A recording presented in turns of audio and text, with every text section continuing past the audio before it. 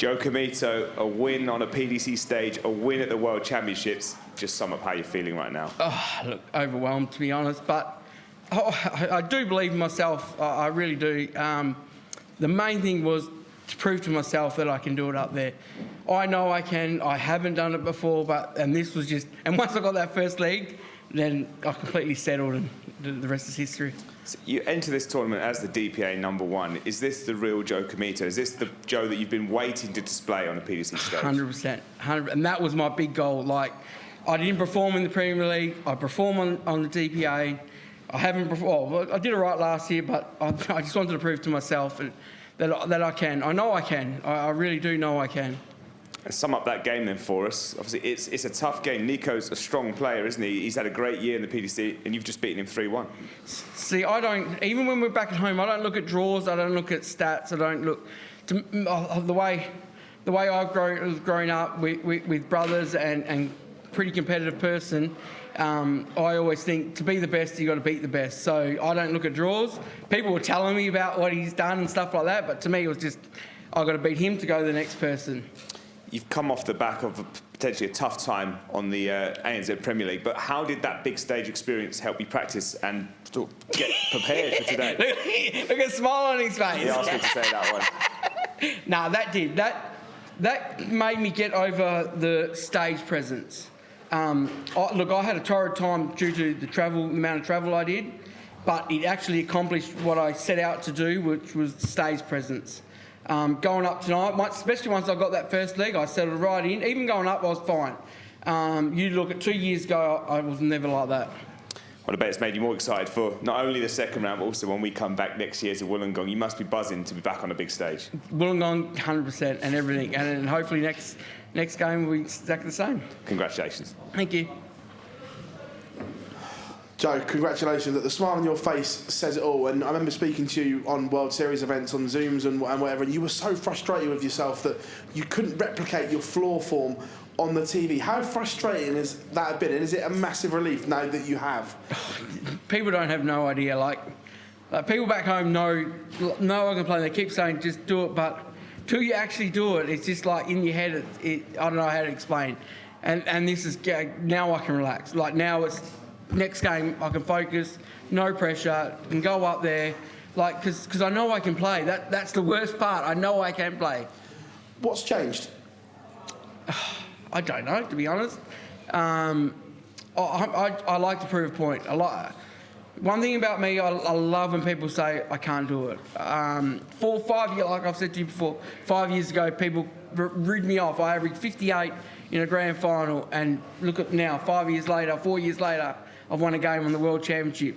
Now everyone's saying I can't play on this, and that just drives me. Like I heard Joe Cullen saying it when he's interviewed, and I'm exactly the same. I love when people doubt me. I hope more people doubt me.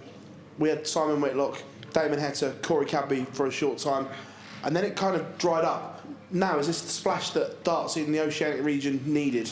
Well, I hope so with the Premier League as well. Like, you've got so many good... You got Tim Steele to come on Friday. You got Ray... Look, I can name 30 different players that are actually at that level. It's just... We've got the Premier League now. We've got ADA. We've got everything that's back in Australia.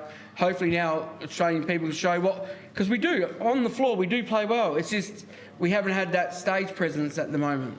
You touched on a few bits there. Obviously, we know that darts back home for you was fragmented for a while, but for the first time in a long time, it seems on the same page. The Premier League, the new tour, and everything. Is this the best time for darts in the Oceanic region?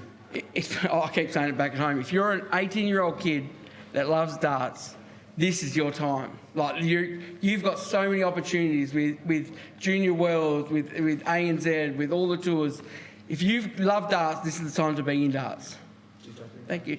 Joe, congratulations on the win. You're talking about darts in the Oceanic region there. At the Lakeside the other week, all the New Zealand, Australian players, they were there supporting each other, and they were all talking about how important that support network is when you're so far away from home. I think Tim was in the crowd for you today. How important is that for you? Oh, 100%. We all come when Hope's played.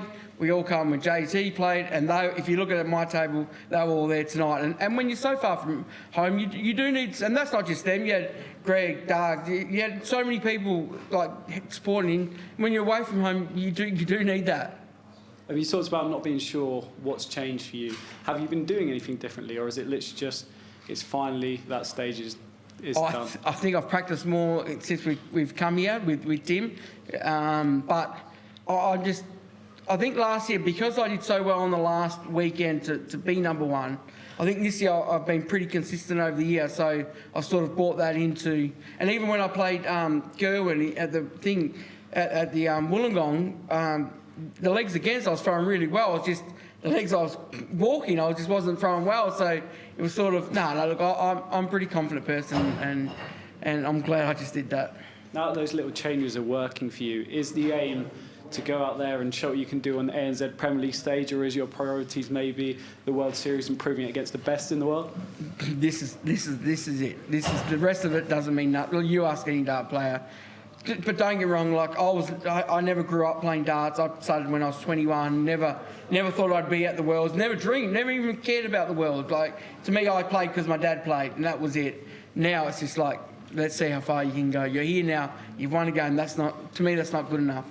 Are you a fan now? Do you watch now when you're not playing? I watch religiously when Damo or one of the other boys play, because you sort of have an interest, further interest with it. But look, it's just gone huge, and that's what I say to the young kids back home. If you're really serious, this is the time. This is the time to be in darts. Thank you. Best of luck. Thank you. G'day, Joe. As a fellow Aussie, mate, it's great to see you with the win. Talk me through that sort of the last set when Niko had those chances to close it out, and then he missed. Like, what's going through your mind then? When I think it was 56 was my last shot before the 20. I've hit the 16, I think it was, whatever it was, and then I think I rushed the 40, and all in my head it was like, oh, you're gonna go to a fifth set because you did stupid things and rushed. And when he missed, it's like, come on, this is your chance. Like, try to forget. You also got to try to forget all that. And look, and to get it was just unreal. And what was going through your mind when you just missed the big fish? Oh, look, if you talk to Tim back when we were practicing this week, I've hit the ball so many times in our practice thing, and I was like, this is going in, and to miss it, it was like, nah. And you touched on a little bit earlier about the sort of like travel nightmares. Like, I know it's a long flight over. I'm curious, like, when did you arrive? Like, do you have a lot of time just to sort of settle in, get over jet lag? So we arrived on the 6th, only because of the fact when we booked, the draw wasn't out, so we didn't know when we were playing. Where you take out, and last year I played the first game, so we had to get in early. This year we would have had time, but you don't want to take that risk. And the first few nights I was, not that I was jet lagged, that I was just getting up early and going to bed a bit earlier than I normally do. But look, you can play tired. That doesn't affect you. I don't believe anyway. In terms of your walk-on song as well, is there a meaning behind that? I actually changed it. That was my old walk-on song, so I'm going to have to change it for the next game. Through the Premier League, I had Hall of Fame. Normally, I just pick ones that, it's just a song. Yeah, and do you have a message for all the supporters back home? Oh, I'm glad I got you up for a reason. Everyone got up at 5:30. Everyone was messaging, yep, we set our alarm. And I just, I didn't want to disappoint myself and them, like especially my family and that. Like, they've been huge supporters, and I just didn't want. I don't like disappointing people. Congrats, mate. Thank you.